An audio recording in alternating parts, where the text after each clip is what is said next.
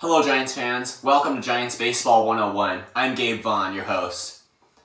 Well, the Twins have managed to snatch Carlos Correa away from the Mets, signing him to a 6-year, $200 million contract. And while this deal is significantly reduced from the two that Correa and his agent Scott Boras had negotiated before, it still represents a leap of faith that the Twins had to take because it gives Correa actually a higher annual average salary than he would have received. It sits at $33.3 million. The other two contracts, it was between $26 and $27 million that he would have received annually. This actually exceeds that amount in some way. So it's clear the Twins believe that Correa's whole injury thing is nothing to be worried about, which I believe that's going to turn out to be right in the end. But the question here is, we see that it wasn't the Mets. We see that another team got him, and that team was the Twins. Why couldn't the Giants have had a chance? And I don't know if it surprised anyone that the Mets didn't end up signing Correa. It did not surprise me. I'll just tell you that. Just if you were following it, it was getting more and more unlikely that the Mets were going to come to anything anytime soon. Clearly they were not going to rush things. It was just, that was so uncertain. There wasn't any real reason to believe, to bet on it, that the Mets would come to something in the end. I do think they were trying to look for something significantly lower than what they had come to, but there was no certainty in his deal with the Mets, and that the uncertainty just increased as time went on. So I'm not at all surprised to find out that another team has picked up Correa. What I don't get is why the Giants couldn't have had a chance to do that. And they never showed any optimism about a possibility of getting Correa back onto their team. It was unlikely just the whole way through. They never showed any hope of doing that. And why that was is the real question here. And Farhan Zaidi said that he believes that Correa and Boras were focusing on other teams. And why the Giants? Question is, why couldn't the Giants have been as good of a candidate as any?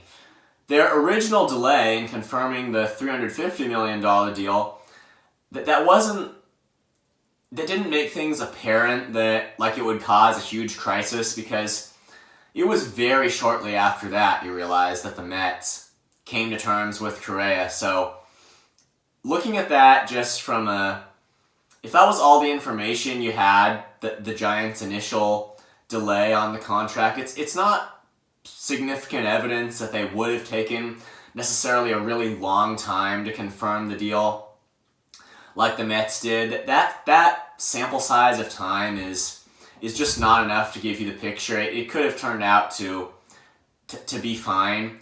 We don't know what the Giants would have done there. I still think that in their situation it was extremely unwise to express concern and do something that in Scott Boras' mind would put Correa back on the market. But having done that, there was a chance, it would seem, there was a chance that could actually have resulted for the better for the Giants, that they could get Correa actually for a bit less just when the whole process played itself out. So that wasn't a smart thing for the Giants to delay confirmation of his deal on an injury that its details are foggy as to what it even was, and Correa had a great year last year. It wasn't smart, but there was a chance that could have actually turned out for the better if the Giants had been the ones to snatch him away from the Mets. But why couldn't they have been in a position to have a realistic chance? Everybody knows that they're in need of superstar talent. So as far as demand goes, that the Giants are right there. Why couldn't they have had a chance? Why couldn't they have been in contention for getting Correa? The thing I don't understand is why it didn't look realistic. And in my mind, there are really two possibilities. It could be a combination of these two. But one is that the Giants didn't make Correa a second offer that held water, didn't make him an offer that was worth anything, or show any sign that they were going to. Didn't have the courage to make a huge investment that they were trying to bid too low and that it turned out to be unrealistically low. Or two, it could be just that Scott Boras didn't really trust them after just their recent weakness, not only this offseason, but certainly at the trade deadline in 2022. He could just have seen that the Giants' baseball operations right now, they're not being carried out successfully, and the Giants just aren't an effective team for landing superstar talent. And I could see how in the mind of an agent that could just be interpreted as a weakness that could get in the way of a commitment, and that there'd be a possibility in an agent's mind of them walking off the contract again, since they haven't seemed to have the stuff to get much else done. That's another possibility, but however it was, that the Giants were never able to get back into that race, and I certainly wouldn't bet on them to be able to compete against a team like the Twins that's willing to make this investment of giving Correa a deal that retained his whole annual average salary for the duration of it. So the Twins get Correa. If it wasn't the Mets, it seems the Giants should have had a chance unless they mess things up somehow. And yeah, and to me, that's just weird. It doesn't make a whole lot of sense. The Twins, by the way, were quick to confirm Correa's deal, so it's clear. It's obvious that you have at least one of the 30 teams that does not think that Correa's deal is anything to be concerned about. It's obvious the Twins don't.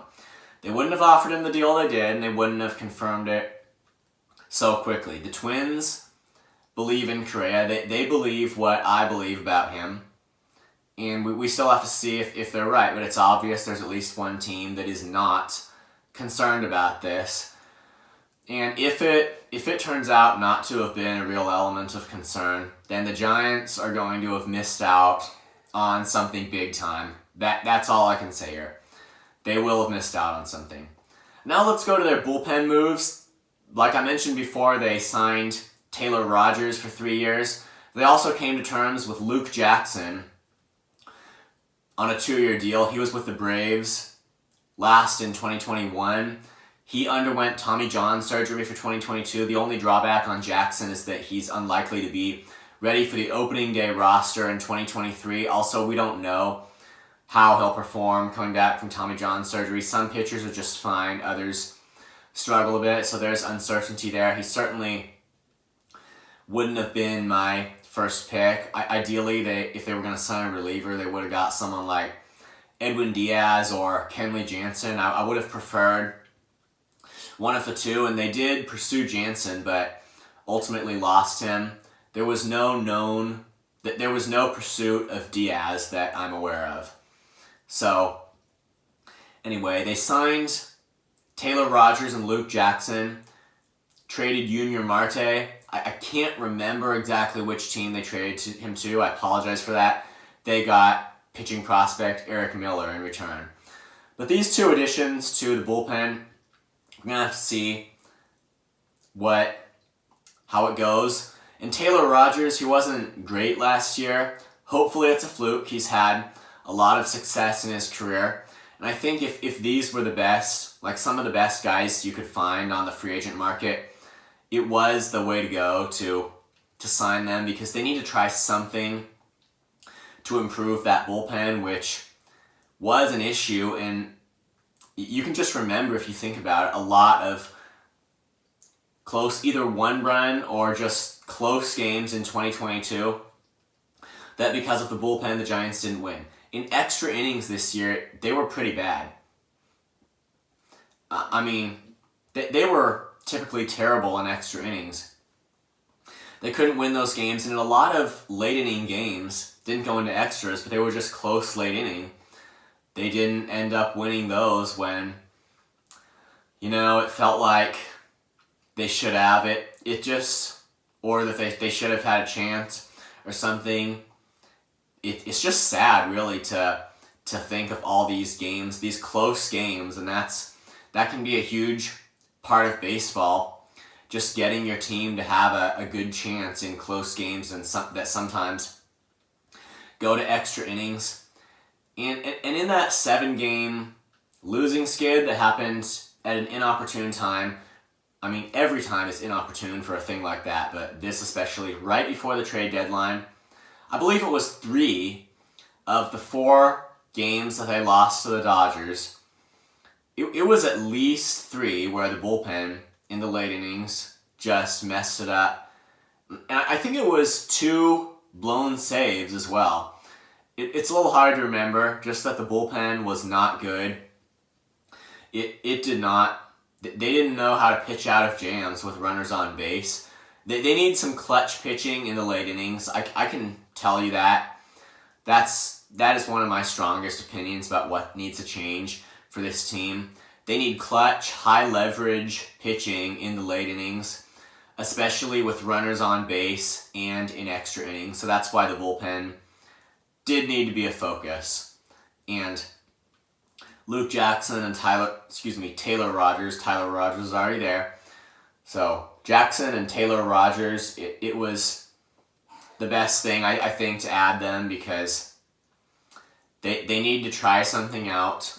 We haven't seen them pitch yet. Not sure how they'll perform. Wouldn't have been my first choices, but they need to do something here, and I think trying this experiment was the right way to go. We just need some kind of consistent, high-leverage performance out of the bullpen.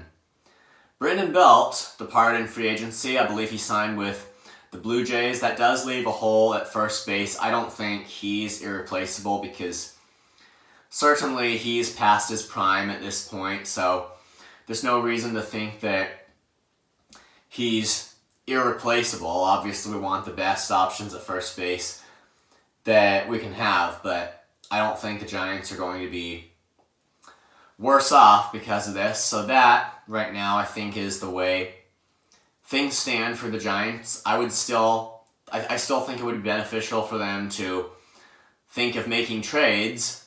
Anything more they can do to improve their roster would be excellent to give them whatever chance they might have in 2023.